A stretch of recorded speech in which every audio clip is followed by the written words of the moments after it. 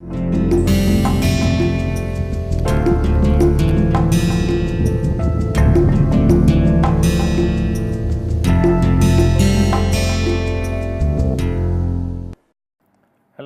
welcome to Noise Control and its Management.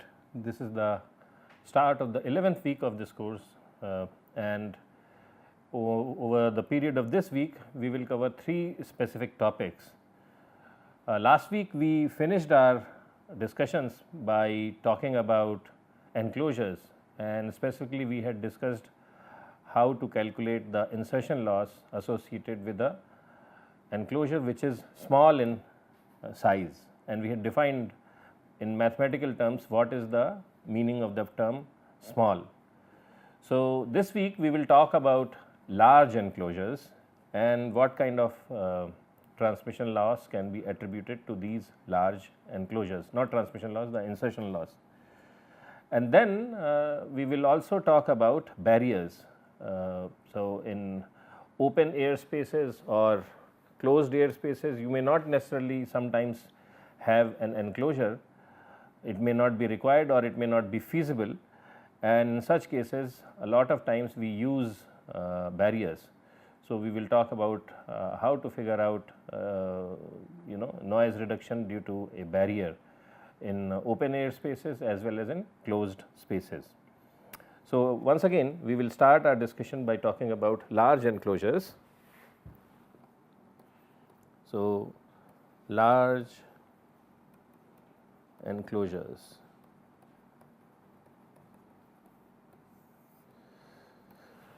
So, the term here is large.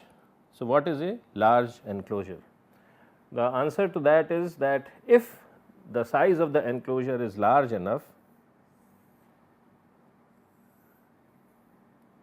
so let us say this is the internal size of the enclosure, and as sound moves from here to it gets reflected, and then it may also be going in all directions and it may be getting reflected, and depending on the wavelength of it, it could be possible that there may be some resonances happening because of travel of sound waves inside the room. And if those resonances occur and the number of those resonances is large, then we say that it is a large enclosure. So, from a physical standpoint, a large enclosure is one where several resonance modes for sound exist. Okay. So, as I keep on increasing the size of the enclosure, the number of resonant modes it keeps on increasing, and if this number is large, then we say that the enclosure is large. But then mathematically how do we figure it out? So, there is a relation for that if the frequency of interest times the cube root of volume, internal volume of the enclosure divided by C is more than or equal to 1, then we say that the enclosure is large. Okay. So, what does that mean? As f keeps on increasing, frequency keeps on increasing, there could be an enclosure which may not be large for small frequencies, but for higher frequencies it can be large. So, whether an enclosure is large or not, it depends on the frequency or frequencies of interest. So, whenever we start working on large enclosures, we have to make sure that our assumption, which is related to this relation, it holds valid for all frequencies of interest for which the enclosure is supposed to work. Okay. So, with that understanding, we will try to get a relation for insertion loss of a large enclosure. So, what is insertion loss? Suppose you have a small machine and it is emitting LW the sound power level is LW, and suppose I put it inside a large enclosure.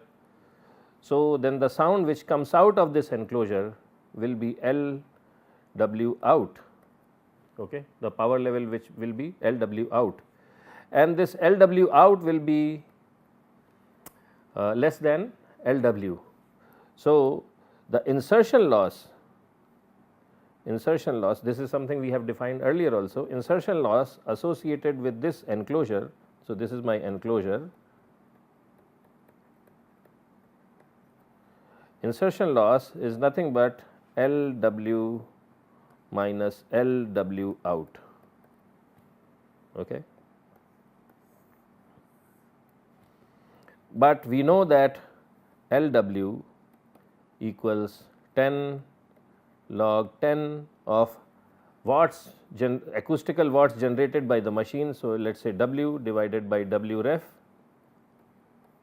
and LW out equals 10 log 10 of whatever is the number of watts which are present outside the structure divided by W ref. So, we can also write the relation for insertion loss as 10 log 10 of W divided by W out. Here W is the watts, acoustical watts coming out of the machine, and W out is the acoustical watts coming out of the enclosure. If there is no enclosure, then W out and W will be same. So, then insertion loss will be 0, but if we have the best possible a very good enclosure, then W out will be very small compared to W, and IL will be high. So, this unit is again in decibels. Okay. So, this is, let us say this is our first relation. Okay. Now, what we are trying to understand is that how do we figure out this ratio for a large enclosure. Now, consider an enclosure, okay, and there is a machine or a sound source, and it is emitting W watts of energy per second, W watts of joules, W joules per second, or W watts of power. Now, what happens when it hits the wall of the enclosure? So, this is the enclosure, and it has some thickness.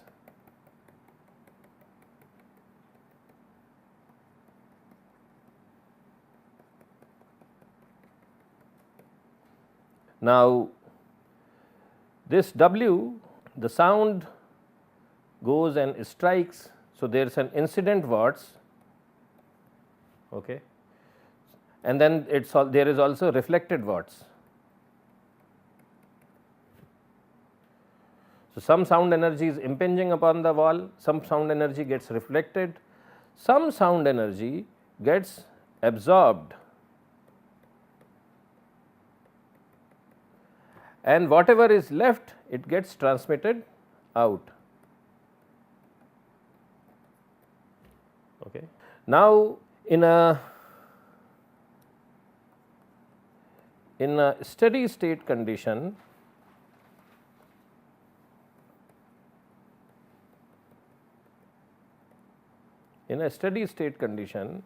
I can say that total number of watts which are being generated by this machine, what will happen in a steady state conditions when nothing is changing inside the enclosure? What will happen? This has to equal W absorbed plus W transmitted.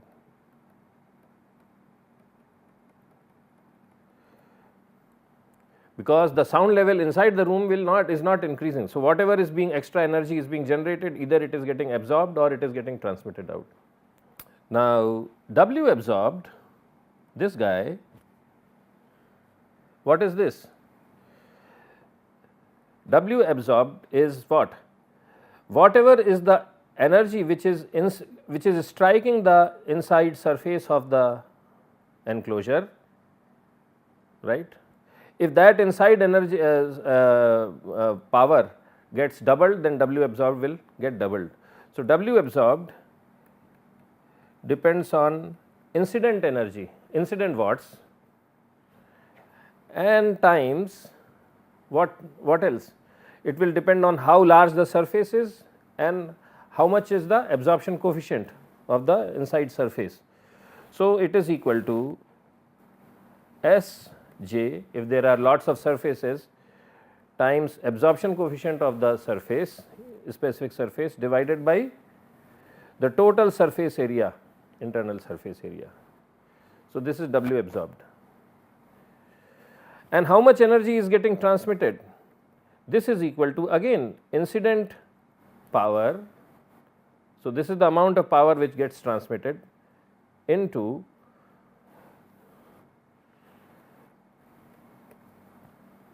surface area. So, we have to choose each surface area, and then each surface area is associated with a transmission coefficient, and I will say AT, okay. And for jth surface it is ATJ, and this again I divided by the total surface area. So, I can say that W equals Sj alpha j divided by S naught times incident power plus Sj Atj divided by S naught times incident power. Okay. So, in this relation the first term is the amount of power which is absorbed by the walls, and the second term is amount which is being transmitted by the walls. Now, if this is getting transmitted, then this is what? This is W out, this is W out. So, I can say that W by W out. So, this is W out, okay. This is W out. So, this is, so if I divide the entire equation by W out, what do I get? I get Sj alpha j by S naught times W incident plus 1, okay. And there is a W out here, yes. But we also know that W out equals, again I am just going to write this relation Sj Atj divided by S naught times W incident, right, or I can write W incident equals what? S naught W out divided by sum of Sj transmission coefficient of jth thing, like this. So, what I will do is I will put this thing in this term. So, if I do this, what do I get? Essentially I get W by W out equals, so S naught and S naught, this S naught and this S naught, they will cancel out, right. Also W out and W out will cancel out each other. So, what I will be left with is 1 plus sum of jth area multiplied by its absorption coefficient divided by sum of jth area multiplied by its transmission coefficient in terms. So, this is W over W out. So, if we know the transmission coefficient of each surface, if we know the transmission coefficient of each surface and if we know the absorption coefficient of each surface, then we can calculate W over W out, and then the insertion loss will be nothing but 10 log of 10 W over W out. Okay. So, the question is, how do we know transmission coefficient and how do we know the absorption coefficient?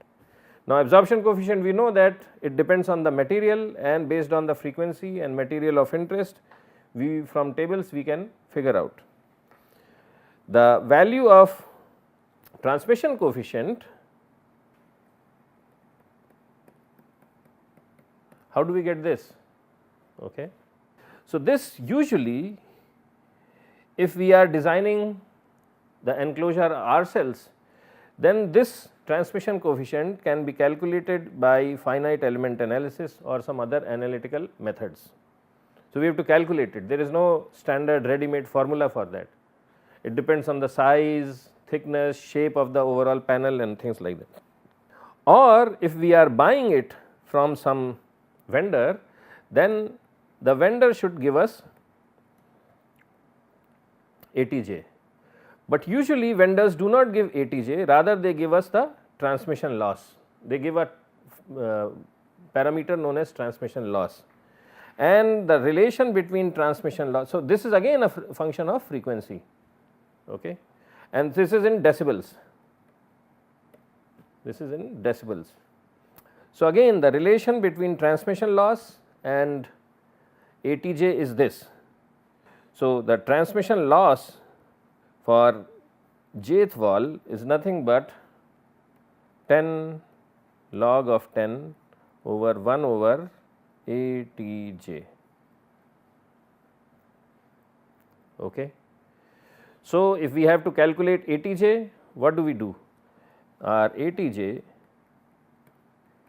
is equal to 10 to the power of minus TL divided by 10, this is for the jth. So, this is for the jth surface. So, it is minus transmission loss for the jth surface divided by 10. So, if we are designing the enclosure on our own, for each wall we have to compute this using finite element analysis. If we are buying something from an outsider, then that person should provide us this value, transmission loss, and once we know transmission loss we can calculate ATJ. Couple of other things, a lot of times when we design enclosures, so suppose you have a machine and the machine is put in an enclosure, and this enclosure, let us say this is a box like enclosure, something like this. A lot of times it is not practical to have the enclosure which is perfectly sealed, because you need some places from where wires have to go in, you may have to put your hand in. Suppose you have a big milling machine and you want to put it in an enclosure, right, then from some point material has to be put in and some other point material has to, machine material has to come out. So, a lot of times people make windows in the enclosure.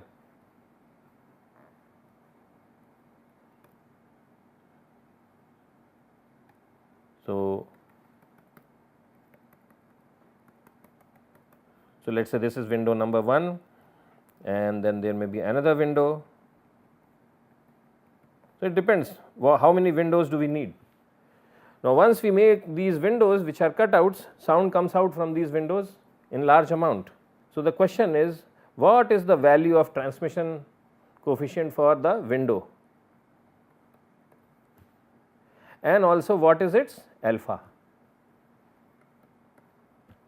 Now, earlier we had said that if there is a window which is perfectly open, then we take that its alpha is 1, because alpha, which is sound absorption coefficient, is the amount of energy absorbed divided by amount of energy which hits that area.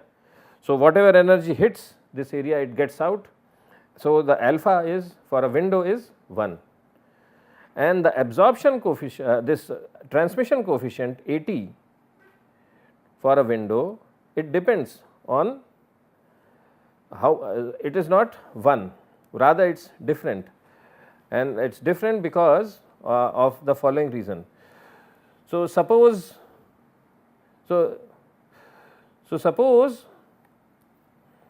person who is listening is in the same direction as the window, then he will hear all the sound which is coming. Okay. So, in that case AT,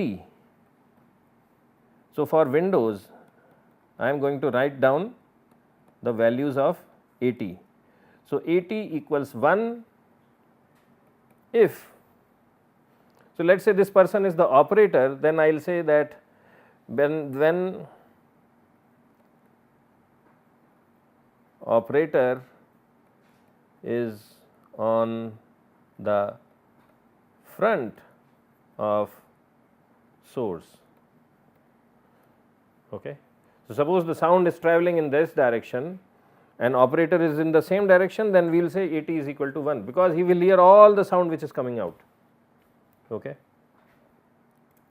AT equals 1 by 3 if window is on side or top relative to the operator, okay, relative to the operator, and there are no reflecting surfaces. What do I mean by reflecting surfaces? That suppose the operator is on this side, window is on this side, right, window is on this side. So, obviously, he will not hear all the sound which is coming out, some sound will travel after reflections and all that, and it will reach this guy in this way. Okay. If there are reflections, suppose there is a reflecting wall here, then he will hear larger amount of sound. If there are no reflections, then AT is equal to 1. If there are reflections, then AT is equal to 2 by 3.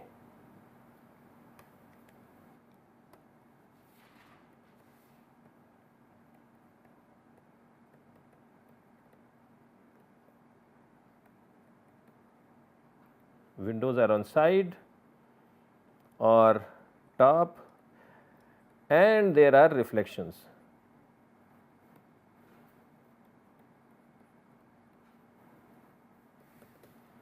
And finally, AT equals 1 by 6 if window is on the back side. Okay. So, sound is being emitted in the other direction, you are looking in the other direction, then it is, and of course, when there are no reflections. And this is equal to 1 by 3 if window is on back and there are reflections.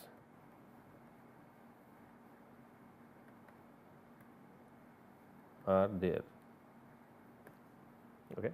So, with this understanding, I think we should be able to calculate the transmission loss of an enclosure, and we know how to find out alphas and also ATs, and if there are windows we want to design into our enclosure, we know how to account for those windows also.